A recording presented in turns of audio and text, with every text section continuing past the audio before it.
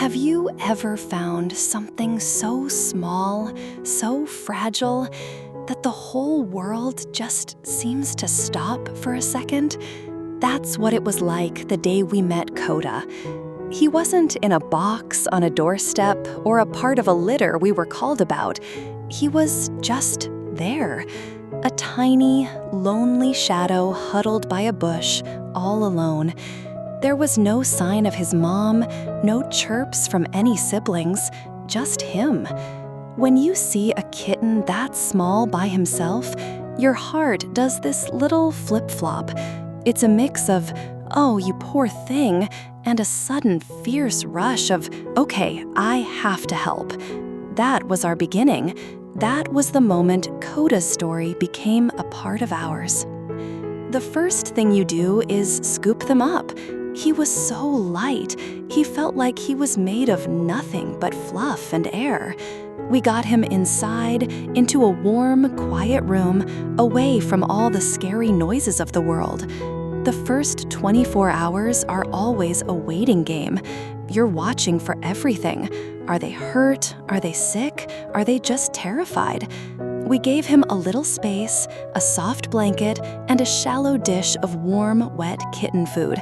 And let me tell you, the relief that washes over you when they finally take that first bite, it's incredible. Kota, he seemed healthy, thank goodness. He was hesitant at first, but once he got the scent of that food, his little survival instincts kicked in. He dove right in, his whole face covered in it. It was messy, and it was the most beautiful thing I'd ever seen. So, he officially became a member of the foster kitty family. That's what we call our little operation here. It's not a big fancy shelter, it's just our home. And for a little while, these kittens get to call it their home too. We named him Kota because it felt strong, like a little bear. And in those first few days, he really started to come out of his shell. He found the softest blanket in his little enclosure and claimed it as his own. The first time he purred, oh, that sound. It's the sound of a creature finally feeling safe. It's a tiny motor that says, "Okay, I can relax now. I'm okay." It's the best reward you can ever get in this line of work. And once he felt safe, the kitten energy came out in full force. Kota was a ball of pure, chaotic energy. We had this whole bedtime routine. To get a kitten to sleep through the night, you have to get them tired. So every evening, it was playtime.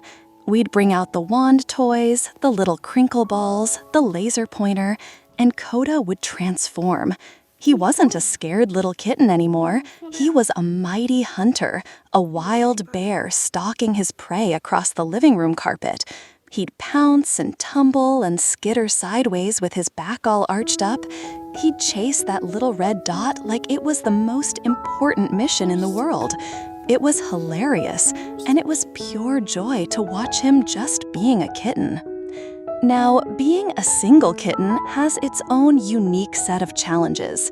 When kittens grow up with their brothers and sisters, they learn boundaries. They learn bite inhibition.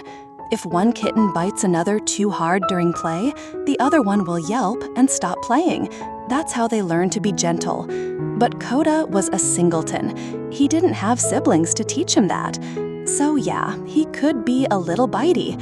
He didn't mean to be mean, he just didn't know how strong his little needle teeth were. So our hands became his playmates, and we had to teach him.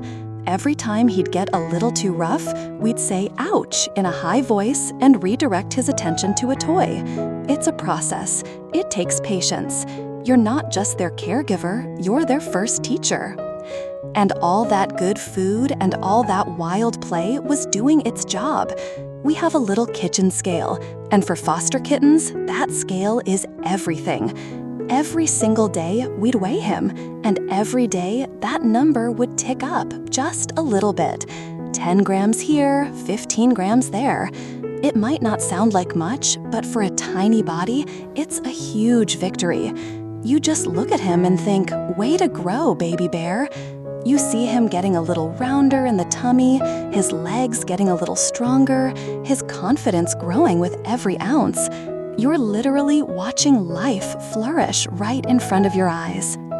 As he grew, his little personality just blossomed. He was just so sweet and playful. He had this way of looking at you with his big round eyes that just melted you. We have another cat, a resident cat named Mochi, who is this big, fluffy, gentle giant. And it was funny, Kota started to act just like him. He'd copy the way Mochi would stretch, the way he'd chirp for treats. He was like a mini Mochi cat. He'd curl up in the tiniest little ball to sleep with his paws tucked under his chin, and you'd just find yourself staring at him, completely mesmerized. I'll be honest, you get obsessed. You can't help it. This tiny bear, who started as a frightened little fluff ball, was now a confident, purring, playful member of the family. He'd climb up onto my chest while I was watching TV and just fall asleep, his little body rising and falling with my breath. Those are the moments, the quiet moments of trust. You just can't get enough of this guy. You know, in the back of your mind, that this is temporary, that the whole point of this is to get them ready for their real family. But in those moments, it's so easy to forget. It's so easy to just fall completely in love. And then the day comes, the day you've been working towards. The adoption application comes in, and it's perfect. A family who understands kittens, who has the time and the love to give, who thinks Kota is the most special cat in the world, which of course he is. And your heart does this weird thing where it breaks and soars at the exact same time. This is the goal. This is the happy ending we fight for. But saying goodbye, it's the hardest part of fostering. You pack up his favorite blanket and his special toys, you give him one last cuddle, and you try not to cry because you need to be strong for him. He met his new family, and it was like he knew. He walked right up to them, gave a little sniff, and then rubbed against their legs. And you just know. You see the look in their eyes, and you know this is it. He was adopted. He has his perfect forever family.